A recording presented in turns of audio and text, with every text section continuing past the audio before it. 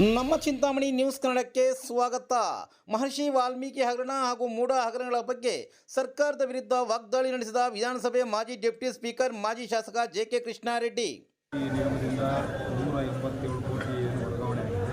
ಅದರಲ್ಲಿ 29 ಕೋಟಿ 62 ಲಕ್ಷ ಈಗಾಗಲೇ ಲೂಟಿ ಆಗಿದೆ ಅನ್ನುವಂಥದ್ದು ಮಾನ್ಯ ಮುಖ್ಯಮಂತ್ರಿಗಳು ಕೂಡ ಒಪ್ಕೊಂಡಿದ್ದಾರೆ ಸರ್.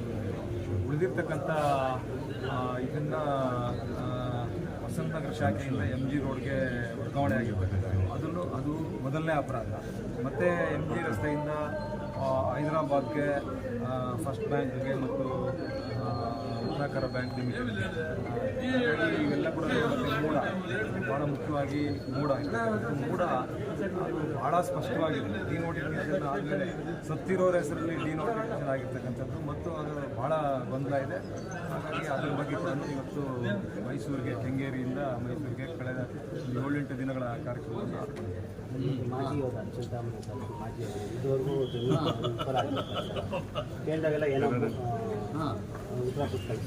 ನೋಡಿ, ಇಚ್ಛಾಶಕ್ತಿ ಇಲ್ಲ, ಅಧಿಕಾರಿಗಳಿಗೂ ಇಚ್ಛಾಶಕ್ತಿ ಇಲ್ಲ. ಒಂದು ಸಾರಿ ಅವರು ತಾಲೂಕು ಕಚೇರಿಯಲ್ಲಿ ನಾನಿದ್ದಾಗ ಅಲ್ಲಿ ಧರಣಿ ಮಾಡ್ತಾಯಿದ್ರು. ನಾನೇ ಹೋಗಿ ಅವನ್ನ ಎದುರಿಸಿ ಬೇಡ ನಿಮಗೆ ಜಮೀನು ಕೊಡಿಸ್ಲಿ ಅಂತೇಳಿ ಅದರಲ್ಲಿ ಕಾಣದ ಕೈಗಳು ಭಾಳಷ್ಟು ಕೆಲಸ ಮಾಡ್ತಾಯಿದ್ರು.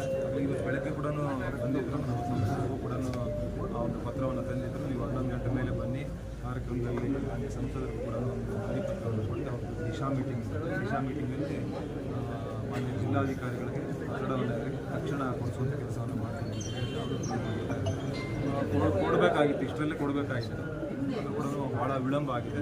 ಒಂಥರ ಯಾರಿಗೂ ಕೂಡ ಶೋಭೆ ತರುವಂಥದ್ದು.